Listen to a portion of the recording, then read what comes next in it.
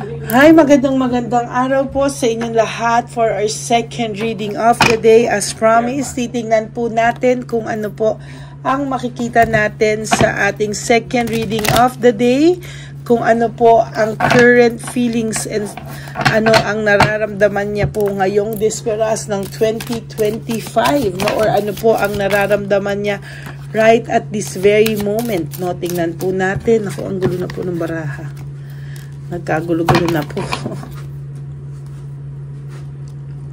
Saglit, ayusin lang po natin.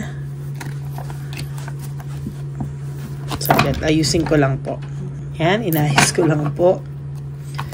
Okay, balasahin na po natin ngayon. Tingnan po natin kung ano po ang makikita natin para sa second reading. Ano po ang nararamdaman niya ngayon, ano? Ngayong magtatapos ang taon, ano po kaya ang mga na-realize niya?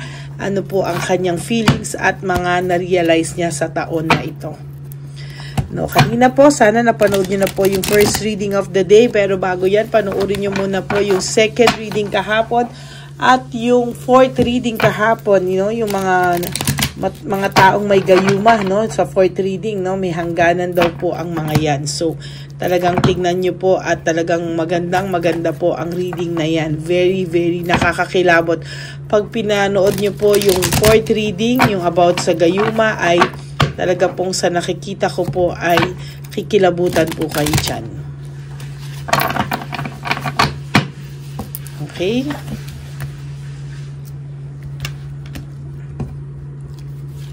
One, 2, 3, 4, 5, 6, 7, 8, 9, 10, 11, 12, 13, 14, 15, 16. Wait ha. Gusto ko na lang pong balasa ito. Saglit.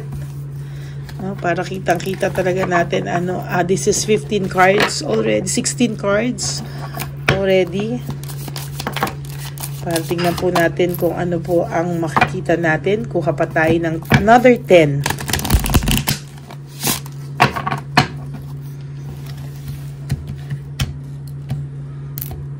So 1, 2, 3, 4, 6, 7, 8, 9, and 10.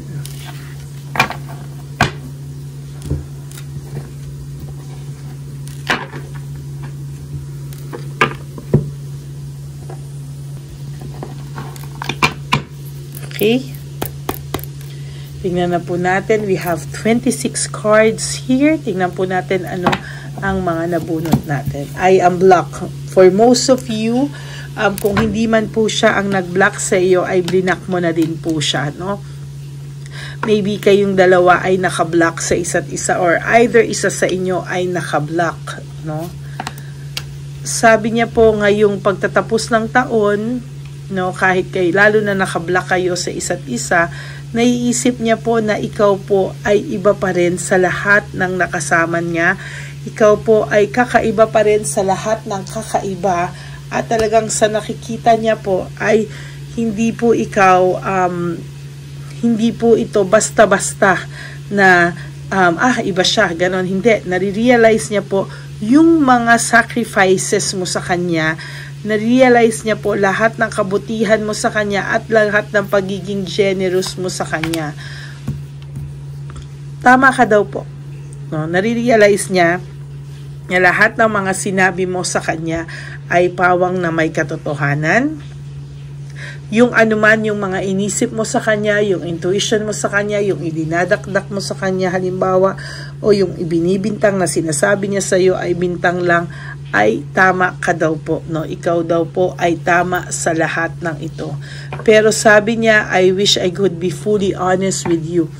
Gusto niya raw po sanang maging honest sa iyo, at talagang gusto niya po sanang ibahin yung tactics and strategies na to, no, ng pagsisinungaling sa iyo. Gusto niya sanang ibahin na, pero hindi niya po makuha-kuhang ibahin lahat ito, no? Ang pakiramdam niya po talaga ay nahihirapan po siya at hindi niya po alam kung paano po siya magiging honest sa'yo 100%.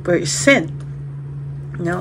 Hindi niya po alam kung paano siya magiging honest sa'yo, kung ano po yung kanyang gagawin, bakit po ikaw ay iba sa lahat, no?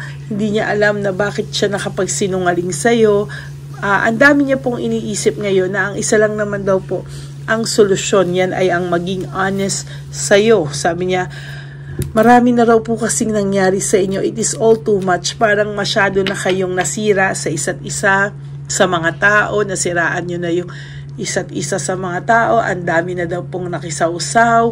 Ang dami na daw po talagang, kung baga sa ang dami ng sumawsaw. Ang dami ng nakisali, ang dami na nag-impluwensya, ang dami ng, kumbaga, ang dami ng nadamay, no, sa inyo, no, na akala mo hindi siya naapektuhan, akala mo daw po hindi siya nasaktan, pero tatapatin po kita, nasaktan din naman po ang taong ito, no, kahit po akala mo itong taong to ay walang pakiramdam, no? Still, siya po ay marunong at talagang nasasaktan din po ang taong ito, no? So ngayon, akala mo siya ay okay lang, siya ay chill lang, no? Walang epekto sa kanya ang lahat ng nangyari sa iyo. Marunong lang po siyang magdala. Actually, as a matter of fact, magaling po talaga siyang magdala, no? Kaya ito pong nararamdaman niya na feeling sa'yo, no, ay talagang medyo hindi mo nakikitaan ng kahinaan itong taong to. Dahil talaga sa totoo lang magaling siyang magdala. I can come to you now. Hindi po siya makapunta sa'yo for the reason na maybe wala rin po itong mukhang maiharap sa'yo, or talagang kasi nakita niya nga na, or naramdaman niya na masyado nang maraming nangyari sa inyo. At para sa kanya daw ay sobra na, no? Sobra na po talaga at hindi niya po ine-expect na ganito ang mangyayari sa kanya, no? Sa dami ng mga nangyari sa inyong dalawa, parang hindi daw proper yung time na lumapit siya sa'yo. This is not the right time para lumapit siya sa'yo, pero namimiss ka na po ng taong ito. Sobra ka na pong namimiss ng taong ito, emotionally, physically, mentally, no? Namimiss ka na talaga po nito, no? Emotionally, mentally, physically, talagang namimiss ka niya. I long for your kiss, no? Talagang iniisip-isip ka na po nito. It is dark without you, no? Sa nakikita ko po dito ay talagang nabibigatan siya, nadidiliman siya sa anuman ang nararanasan niya ngayon. Hindi po ganon kadali para sa kanya lahat ng nararanasan niya ngayon. Pero, ayan o, talagang dark na dark daw ang buhay niya at ang mundo niya nang wala ka. I don't know who I am anymore. Hindi niya rin kilala yung sarili niya ngayon. Hindi niya po alam kung ano yung nararamdaman niya. Hindi niya po alam kung ano pa yung kanyang mararamdaman, dahil parang hindi niya po inakala na ito ay mangyayari sa inyo at hahayaan niya na ganyanin kayo o panghimasukan yung sa inyong dalawa. I can't take it anymore. Yung mga nangyayari po sa kanya ngayon ay hindi niya po matake, hindi niya po hindi niya po ito talaga ma-control, no? Yung mga nangyayari sa kanya ay hindi niya po inaakala na kakayanin niya pa sa mga susunod na panahon. Parang sa ngayon po, this is all too much daw po, at talagang gusto niya munang ma-relax yung kanyang isipan, dahil talagang bago siya gumawa ng desisyon, I can't make a decision, sabi niya. Ayan, oh. I can't make a decision, hindi siya makagawa ng desisyon, at sa nakikita ko sa kanya ay talagang mas maguguluhan siya sa mga susunod pang panahon sa kanyang buhay. Why do I feel so lost? Ito pong taong to ay sa ngayon ang kanyang nararamdaman ay para siyang naliligaw. Hindi niya po alam kung ano ang tamang direksyon dahil nga sabi ko nga sa first reading kanina, parang walang magiging direksyon ang buhay nito. Kaya ang pakiramdam niya ay naliligaw siya ng landas. Hindi niya alam. Alam niya po na wala siya sa tamang direksyon at ngayon ay sabi niya talaga ay naliligaw siya. Ngunit hindi kanya makausap. I can talk to you right now. Baby, isa sa inyo ay walang lakas talaga ng loob makipag-usap o dahil nakablock kayo, hindi nyo makausap ang isa't isa for some of you, no? Pero gusto ka po nitong kausapin, wala lang siyang lakas ng loob na kausapin ka dahil sa mga nagawa niya sa iyo na pakiramdam niya ay hindi niya po kayang bawiin. Will this ever change? No? Sabi niya, ito ba ay mababago pa? No? Ito daw ba ay mababago pa? Ito daw ba ay, ayan, no? Sinasabi na parang hindi niya na alam kung ano po ang kanyang gagawin para lahat ito ay matapos na, lahat ito ay magbago. No, tinatanong niya kung magbabago pa raw po ba yung bigat ng pakiramdam niya, yung ganitong sitwasyon nyo. Sabi niya, I am scared of rejection. Sa totoo lang, natatakot ang taong ito sa rejection. Ano? Hindi niya po alam kung ano ang kanyang gagawin at talagang siya po ay takot na takot sa rejection. Why can't I tell you the truth? Bakit daw po hindi niya masabi sa iyo lahat ng katotohanan o lahat ng totoo na nangyayari o nangyari? Hindi niya po masabi sa iyo na ito ang katotohanan, patawarin mo ko. Hindi po siya makahingi ng tawad sa iyo kasi ng sincere dahil hindi niya po masabi sa iyo kung ano po ang katotohanan ng lahat ng ito. I can't let go of you, no? Sabi, I can't let go of you. Hindi po ito, ayan, no? Hindi po siya makalet go sa iyo, no? Sa lahat ng nangyaring ito, ay hindi pa rin po siya makalet go. Kung ano man po ang nangyari sa inyo, ang sitwasyon nyo ngayon, still hindi ka po malet go nitong taong to. Dinadaan niya lang po sa mga bisyo, painom-inom lang po to. Hindi naman po actual na drugs to, no?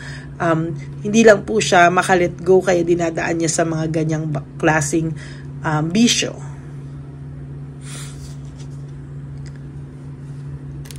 The heat between us is intense, no? Naging intense kasi daw yung sitwasyon nyo to the point na ang dami na nga sabi ko sa inyong sumali, nakisausaw at kung ano-ano po, no? Napakarami na daw po talaga. Pero sa lahat ng yan, isa lang ang takot niya. Takot pa rin itong mawala ka ng tuluyan. Ano? Yan po talaga. O takot pa rin siyang mawala ka ng tuluyan. At takot pa rin siya na dumating ang araw na makamove on ka sa kanya at ayaw mo na sa kanya. I don't know where to start. Hindi daw niya alam kung I don't know where to start. Hindi niya po alam kung ano ang gagawin niya para masimulan niya na mag-reach out sa'yo, no? Hindi niya po alam talagang ayan yung pakiramdam niya. Yung pakiramdam niya is hindi niya alam paano siya magsisimula, no? Ayan, hirap na hirap po ang taong ito ngayon. And sabi niya, how could you ever forgive the mess I've made, no? Hindi daw po niya alam kung paano mo mapapatawad itong mess na nagawa niya sa buhay niya, no? Totally ay alam niya po na sinira niya lahat sa inyo. Alam niya po na siya ang may kagagawan ng lahat ng ito. Life without you is hopeless, dark, and depressing. I miss your light. Namimiss ka po nitong taong ito. At sa nakikita ko, patuloy ka po niyang mamimiss hanggang siya po ay hindi humihingi sa iyo ng kapatawaran. Still, for 2025, ang taong to ay hindi makakapag-move on sa iyo. Sabi niya, why can't I move on from you? Hindi daw po siya makamove on sa iyo. At talagang sa nakikita ko po ay mahihirapan po itong taong tong makamove on sa iyo sa kadahilanan, no? Sa kadahilanan na ikaw po ay ibang-iba sa lahat, no? Ibang-iba sa lahat. Kaya sabi ko nga po sa iyo, hindi lang siya makalapit sa iyo, pero grabe po, itong lahat ng ito ay kanyang emotions, no? Lahat ng ito po talaga ay isang patunay na talagang hindi siya pa nakakapag-move on sa iyo. And for your last card, ang sabi niya, I am stuck in the vision of us together.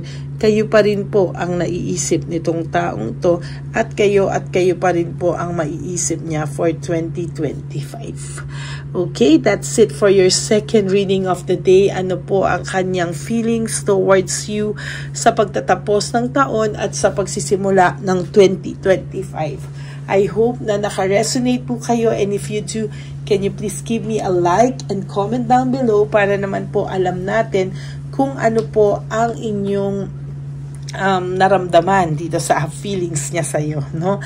And for those of you who would like to have a private reading with me, you can message me po at Lady Lee Elena. That's LADYLY Elena. Nasa dulo po yan ng ating video. Diyan nyo lang po ako makokontak. That's my only official and legit FB account. No, bago po yan, nilabas ko po ang fake account ng Lady Elena, kung saan ay makikita nyo po yung kanyang fake account na pwede nyong i-report, lalong-lalo na po yung messenger niya, para hindi na po yan makapag-message, no, sa mga fake subscribers na yung fake account na yan, na makapag-message sa ating mga subscribers at makapanghingi ng dollars at makapag-hack ng kanilang mga accounts. Okay, maraming salamat po sa inyong lahat, and I hope na naka-resonate po kayo, ha?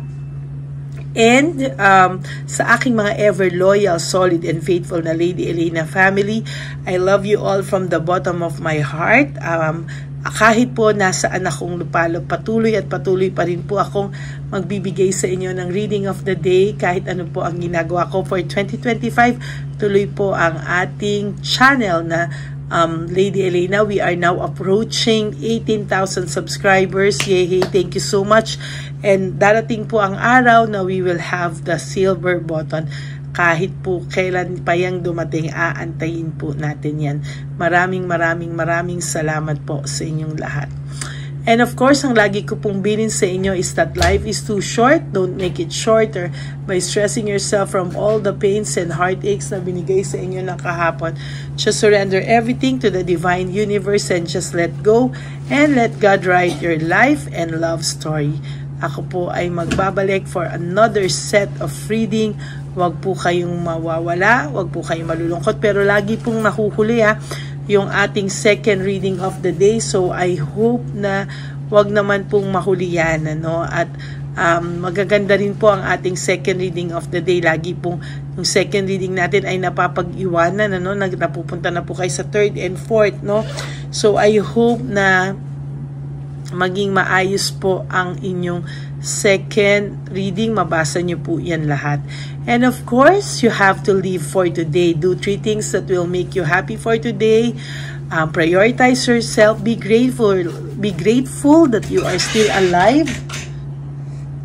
You are still alive, and you know our life po is our greatest blessing. And yung health po nyo at ng family nyo, good health, napakagandang blessings at napakalaking blessings po para sa ating lahat. And also, you have to love yourself, because self-love is still the best love of all, no? Bonus na lang po kung may magmahal sa inyo na talagang totoo, sincere, pero ang ating pong sarili, dapat po mahal po natin ang ating mga sarili. Okay? Thank you po for not skipping ads, and thank you po for not yung hindi nag-i-skip ng video from start to finish, para po makakuha tayo ng energy sa inyong lahat. Masagap ko ang inyong mga energies. Yan. And of course,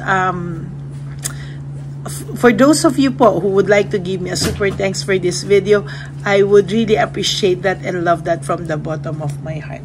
Maraming salamat po sa inyo po. Ako po ay magbabalik para sa ating second reading of the day. Pero bago po yan, sana po ay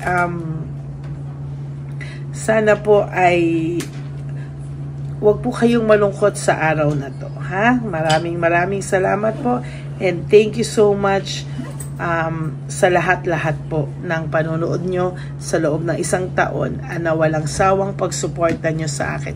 Maraming salamat po sa inyo, and God bless you. Bye!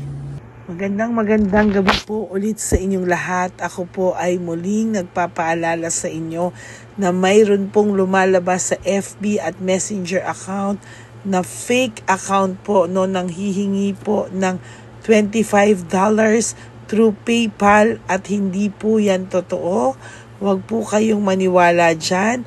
At pag sinabi mo po na gusto ko pong marinig ang boses nyo or makita kayo, ang sasabihin po ay magbibigay kami ng link.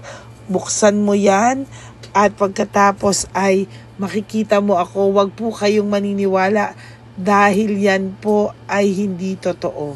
Yan po ay isang malaking scam na pag binuksan nyo po ay makahack po lahat-lahat sa inyo. Mahahack po ang inyong mga personal details. Lahat ay mahahack. Ako po ay nalulungkot na ito po ay nangyari, ngunit sa talagang may mga tao pong masasama at may mga tao po talagang hindi makatiis na hindi gumawa ng masama sa ibang tao. Pero maging aware po sana kayo, tulungan niyo po ako, i-report po natin yung fake na yan at sa FB para siya po ay mawala na at wala na po siyang mabiktima pa, no? Nandyan po lahat ng details at maraming salamat po sa inyong lahat. Maraming salamat po sa inyong lahat at mag-iingat po kayo.